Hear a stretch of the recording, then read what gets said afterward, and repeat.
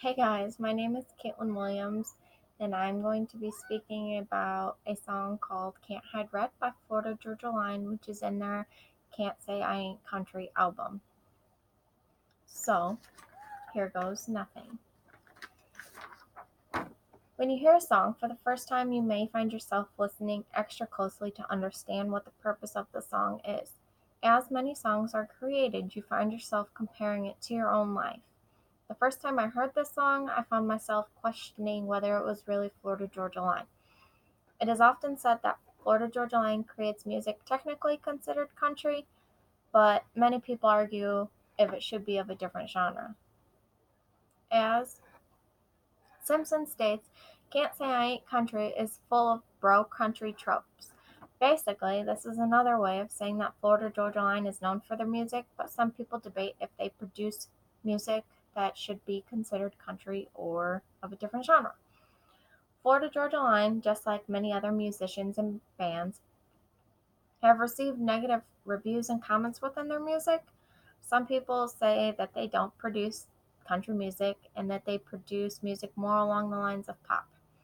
As Jenkins writes, they've adopted a fruit smoothie approach to pop music. They toss everything in a blender and embrace whatever offbeat textures develop in the process.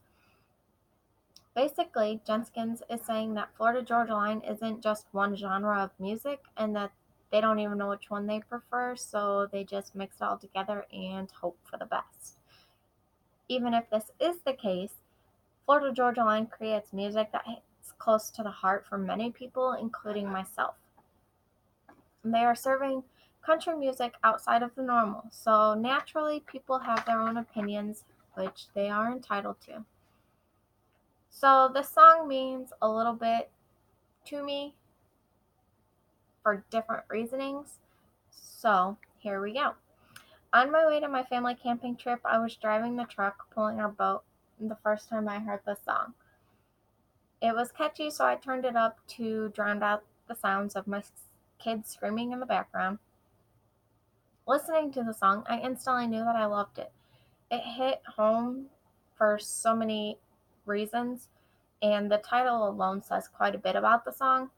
But to me, this song is a reminder that no matter where you go or what you do in life, you'll always have that one thing that ties you back to your home. Home for me is a little town called Hebron in Indiana. Here is where I learned the value of friendship. It's where my friends and I wandered the streets until the streetlights came on. And when those streetlights did come on, you better hurry up and get home or you were going to be in big, big, big trouble. Here is where my closest family has always lived, and they still live. In this town is where I enjoyed school sports, and from school sports, I learned the value of hard work and dedication.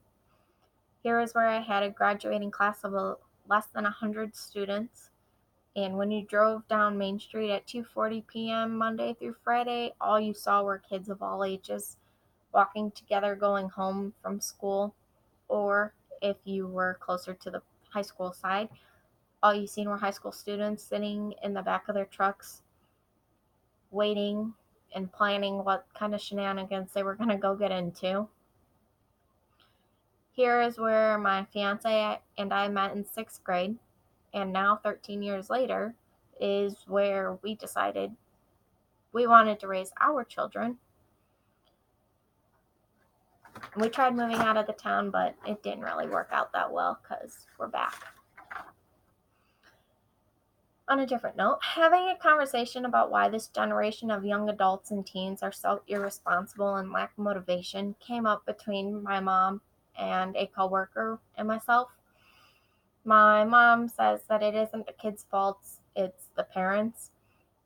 She continued to say that parents of her generation became lazy and not so attentive of their kids, allowing those kids to do more without a sense of control.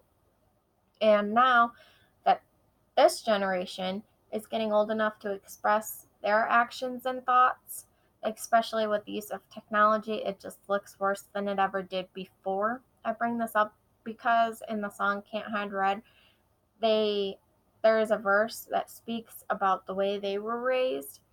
To me, this makes sense. To others, it may not. But if everyone was to put more effort into raising their children, children would have more guidance to see what is and isn't as acceptable. I have seen and heard too many young children not know that boundary, and it's crazy to me. With this insight, I try my best to be involved with all of my children, to raise them to know the difference of right and wrong, to hold the door open for strangers, to respect everyone and not just your elders.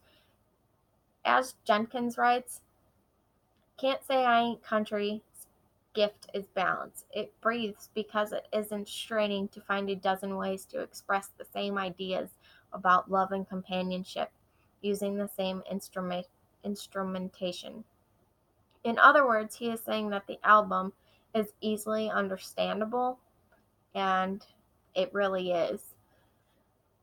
Can't Say I Ain't Country was the band's attempt of being more along the lines of traditional country than before, in Jenkins' views.